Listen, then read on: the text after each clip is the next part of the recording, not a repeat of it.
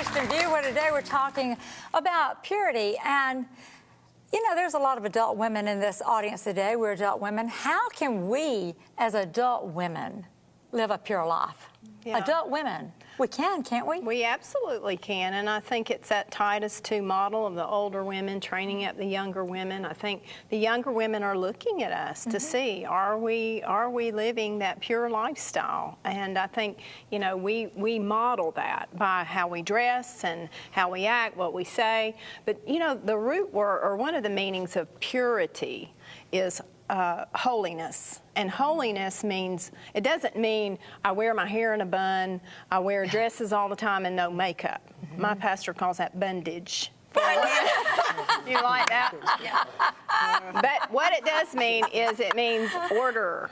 Holiness, if your life is holy, you have order. And when you're not living a pure lifestyle, you're giving a piece of yourself to this man, this person, that person, and defiling your life, there's no order.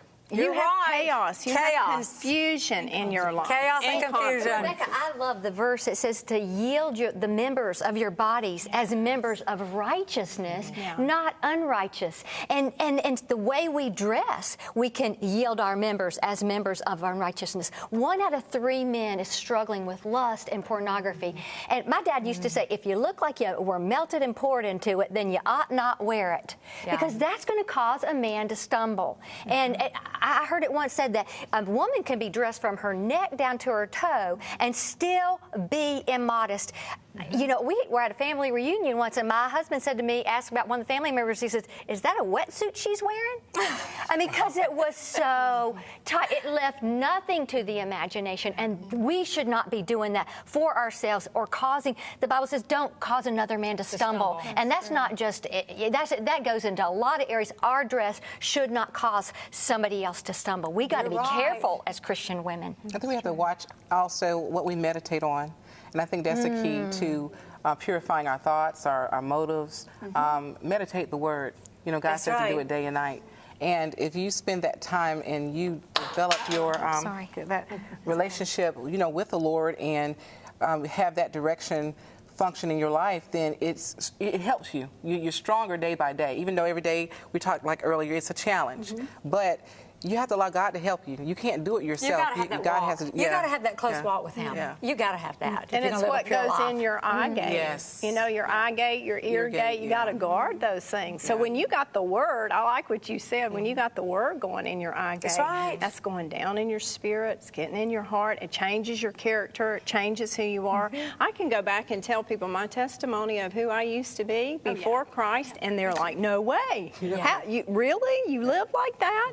Yes, because God changes your whole life. He does. And that's our process of sanctification. Yeah. You know, that we constantly are trying. But I think we're all at different levels in that. And all the people in our families and churches and communities are all at different levels in their walks. And I think we also need to be understanding, but we help to love them and guide them along the way and without a judgmental spirit. Because I think it's very easy to see someone in church and say, oh, Lord, look what she's wearing. People probably said that about me. Because there was a transition of coming from not being saved and then gradually, you know, even after being saved, you know, I wasn't dressing the way I should have. And it's taken me many, many years to, and people probably still don't like, you know, if I've got too much makeup on or I'm wearing something that's a little, you know, whatever. But I constantly need to check my motives and take inventory of what is my motive and where is my heart. You know, and as Christian women, we do want to be relevant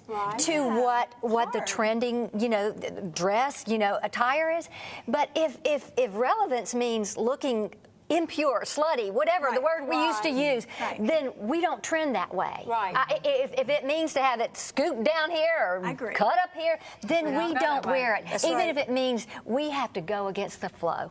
We have to go against the flow of dressing. But there's a balance. And, you know, what we don't want to do is completely frumpy, you know, because we do want to be attractive to our husbands. And I'm not saying in the wrong way, but in the right way to dress nice for them in public and elsewhere. But it's like, I don't want to look like I just stepped out of Little House on the Prairie. I don't want to look like I'm going on an interview at Hooters either. Right. So we've got to.